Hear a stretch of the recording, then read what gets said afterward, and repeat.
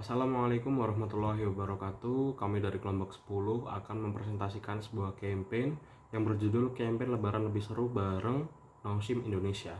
Kelompok kami beranggotakan saya, Reski Pamungkas, sebagai account handling, lalu Said Zahidan sebagai strategic planner, Muhammad Rais Fatma sebagai graphic design, Listiarini sebagai copywriter, dan juga Esa Ayu Wulandari sebagai media. Brand kami yang kami bawa adalah Nongsim, yang merupakan perusahaan terkemuka di Korea Selatan yang bergerak di industri makanan dan juga minuman. Brand ini juga merupakan brand nomor 1 dengan pasar terbesar di Korea Selatan untuk pasar mie instan yang berjumlah 40 lebih jenis mie instan dan juga snack, mulai dari mie instan goreng hingga kuah. Lalu ada beberapa varian rasa yang tersedia. Ada sim ramyun, lalu shin ramyun shrimp atau yang udang, Korean clay pot, neoguri udon, dan juga kimchi ramyun mie. Kami juga melampirkan sebuah mind mapping yang telah kami buat yang berisi tentang target audience, masalah, jenis konten, copywriter, psikografi, dan juga sedikit sejarah tentang Nongsim mie. Halo, perkenalkan di sini nama aku Idan. Di sini aku sebagai strategic planner. Jadi untuk yang pertama aku akan bahas tentang masalah utama. Masalah utama dari brand Nongsim ini yaitu adalah banyak orang yang belum mengetahui tentang brand Nongsim ini. Lalu yang kedua, brand Nongsim ini banyak orang yang belum tahu juga negara asal brand Nongsim ini. Lalu masih banyak yang ketiga, masih banyak orang yang ragu-ragu untuk mencoba untuk membeli Nongsim ini. Lalu yang selanjutnya yaitu banyaknya saingan atau kompetitor dari brand Nongsim ini seperti Samyang, lalu ada juga yang ada Indomie juga, jadi kayak masih banyak saingan untuk mie instan lah ya. Lalu selanjutnya yaitu banyak orang yang masih anti Korea atau yang berbau-bau tentang masakan-masakan Korea gitu, jadi masih belum berani untuk mencoba selain Samyang gitu, selain Samyang. Lalu selanjutnya tujuannya yaitu memperkenalkan brand Nongsim Indonesia ini. Lalu yang kedua yaitu membuat target audience untuk mengetahui dari asal negara manakah ini Nongsim ini atau ramyun ini. Lalu yang ketiga yaitu membuat target audience untuk mencoba memasak dengan komposisi Nongsim yang ada. Jadi kayak memasak Nongsim yang secara yaitu bahan-bahannya yaitu atau komposisinya yaitu seperti masakan-masakan Korea gitu. Lalu yang keempat yaitu mencoba membuat Nongsim ini dimasak ketika adanya hajatan atau event besar seperti lebaran atau misal hajatan keluarga gitu. Jadi jadikan menu utama. Lalu untuk target audiensnya sendiri kita ada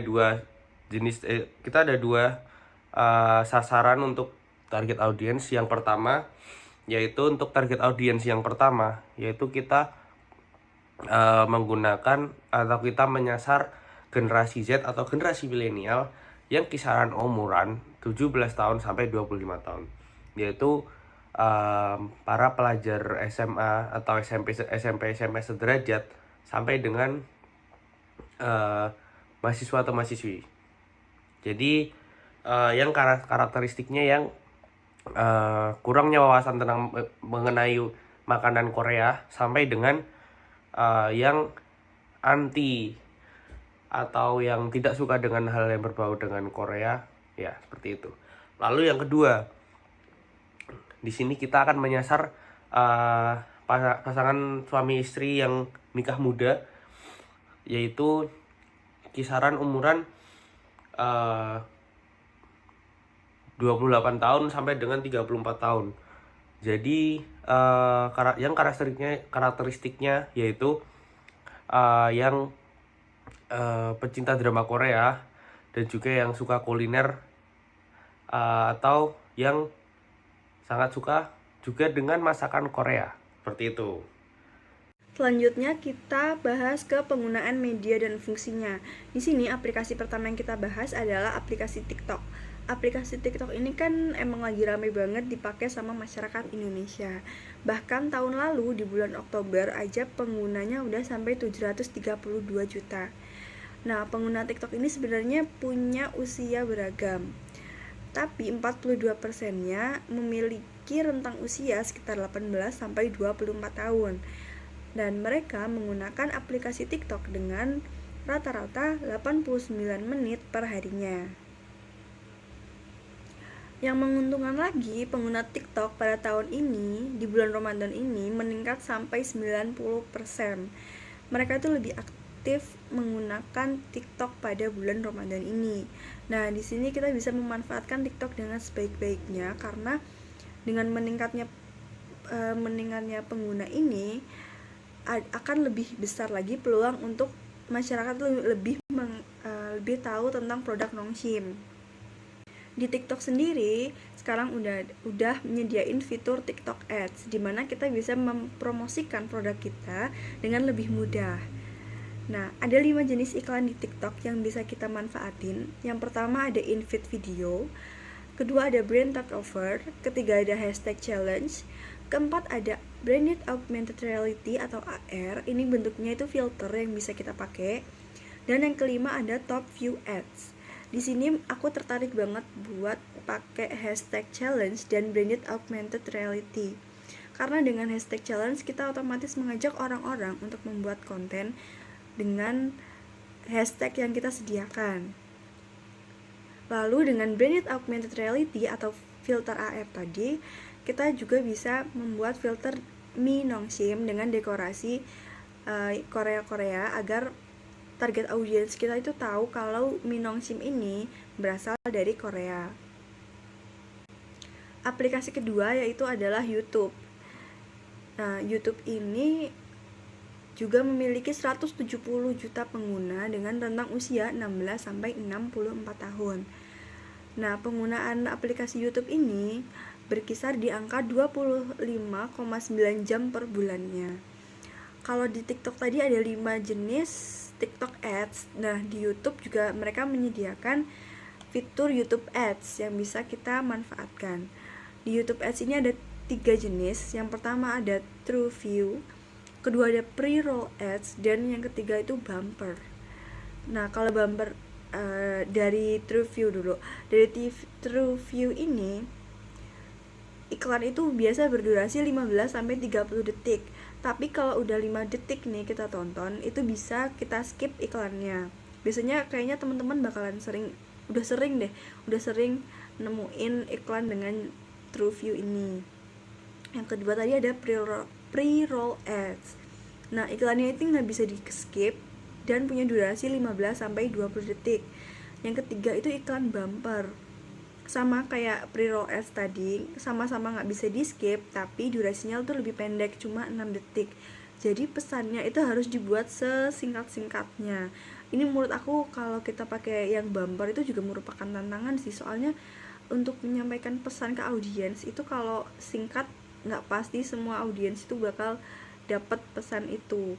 Jadi menurut aku yang paling pas itu pakai True View, karena walaupun pada detik kelima itu bisa di skip, tetapi kalau iklan yang kita buat itu menarik, otomatis orang itu akan menonton sampai ke detik terakhir. Nah, yang ketiga ada aplikasi Instagram. Kalau Instagram itu kan terkenal banget sebagai aplikasi untuk ajang pamer. Kayak kalau kita lagi seneng, kita jalan-jalan ke sana ke sini gitu, pasti diuploadnya itu di Instagram. Nah, makanya sekarang Instagram itu dilabeli sama kata-kata aplikasi pamer gitu, tempat pamer. Nah, kalau di Instagram sendiri mereka itu digunakan sekitar 17 jam per bulannya dengan jumlah pengguna di Indonesia lah 85 juta. Nah, di Instagram juga udah menyediakan Instagram Ads. Yang pertama, jenis-jenisnya itu ada 4. Yang pertama ada video ads, kedua foto ads, ketiga carousel ads, dan keempat stories ads. Nah, di sini yang menurut aku paling menarik itu di stories ads. Karena di Instagram itu kan orang-orang pasti ngeliatin story orang lain karena penasaran, wah apa nih yang bakal dia upload di storynya. Kalau di feeds itu kan orang-orang memilih, biasanya nguploadnya tuh pilih-pilih gitu, jadi jarang. Nah di story ini kan pasti hampirlah setiap hari orang-orang tuh akan buat story. Jadi kalau kita memunculkan iklan di story, itu pasti bakalan lebih dilihat. Kayak misal aku lagi buka-buka story temenku, terus tiba-tiba muncul nih ada Min Nongshim gitu, kan otomatis bakalan keliat dan kenotis. Nah selanjutnya itu ada aplikasi Facebook. Di aplikasi Facebook itu sama kayak Instagram tadi, mereka punya pengguna yang menggunakan aplikasinya sekitar 17 jam per bulannya. Tapi di sini jumlah pengguna Facebook itu hanya sekitar 31 juta. Dan pada tahun 2020 penggunanya di Indonesia udah sampai 140 juta. Jadi emang banyak banget digunain ya. Nah, kalau di aplikasi TikTok, Instagram, sama YouTube tadi, mungkin jenis iklannya cuma sedikit ya Pak, kayak 5, 3 gitu. Di Facebook, jenis iklan yang bisa kita gunain itu ada 7. Jadi lebih banyak daripada aplikasi-aplikasi sebelumnya. Jenis iklan di Facebook itu yang pertama ada Facebook Ads, yang kedua ada Facebook Audience Network, yang ketiga ada Page Post Engagement Ads, yang keempat ada Link Click Ads, yang kelima ada Website Conversion Ads, yang keenam ada Video Ads, dan yang 7 ada Lead Ads.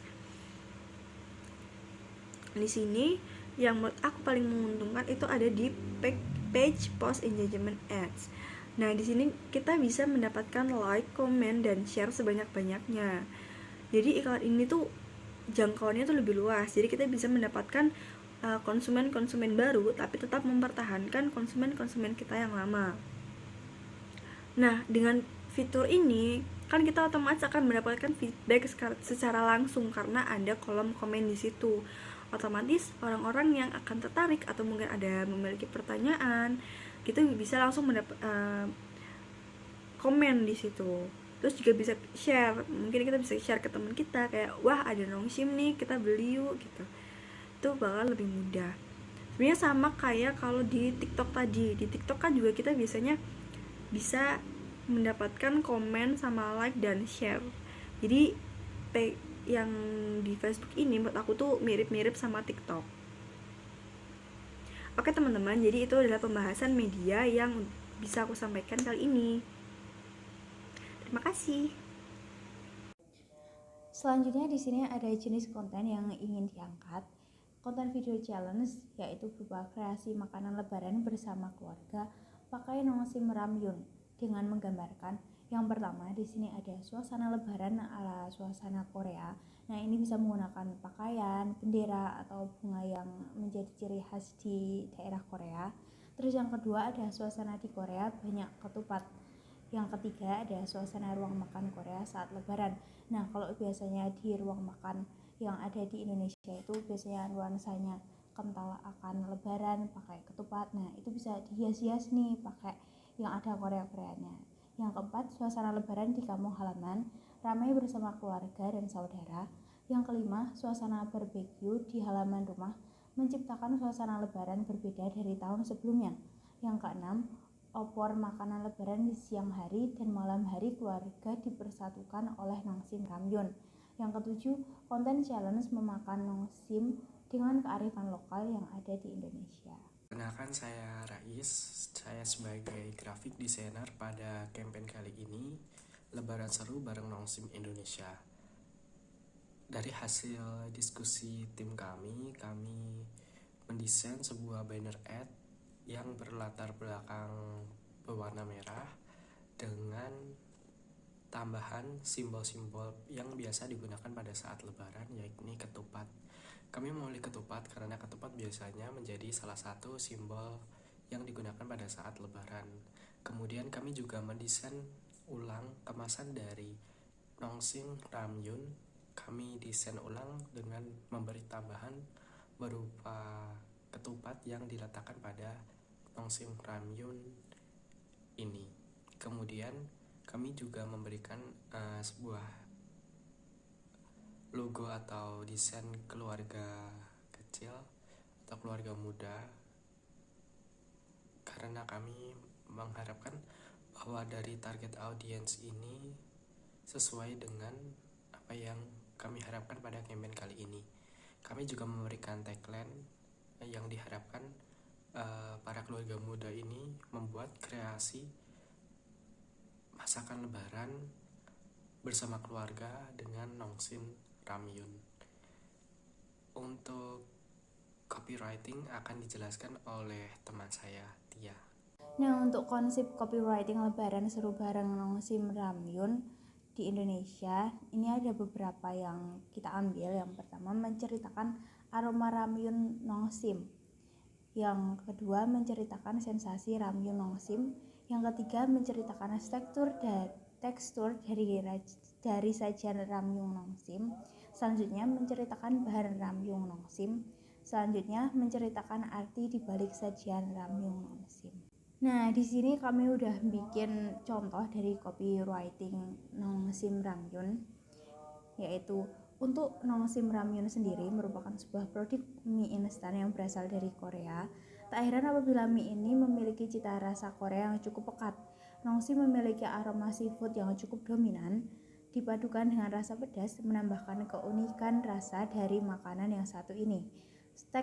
Tekstur mie yang kenyal dan kuah kental gurih akan membuat penikmat mie ini merasakan sensasi yang lain dari mie kebanyakan. Tak heran apabila penikmat kudapan Korea akan melirik produk yang satu ini sebagai teman saat menonton drama kesukaan ataupun dikala santai kumpul bersama keluarga. Nah, sekian presentasi dari kelompok kami. Apabila ada kurang dan lebihnya kami mohon maaf. Wassalamualaikum warahmatullahi wabarakatuh. Terima kasih.